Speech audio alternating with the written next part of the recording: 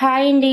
Sweet స్టైల్లో లాగా బూందీ మిఠాయి రావాలి అంటే ఇలా ట్రై చేయండి. అర కేజీ శనగపిండికి 50 గ్రాముల వరిపిండిని తీసుకొని నీళ్లు పోసుకొని ఉండలు లేకుండా బజ్జీల పిండిలాగా కలుపుకోవాలి. ఈలోగా గ్యాస్ మీద ఆయిల్ పెట్టేసుకొని ఇలా చిల్లులు గంటతో కానీ బూందీ తీసే గంటలు దొరుకుతాయండి బయట, వాటి పెట్టైనా మనం దూసుకోవచ్చు.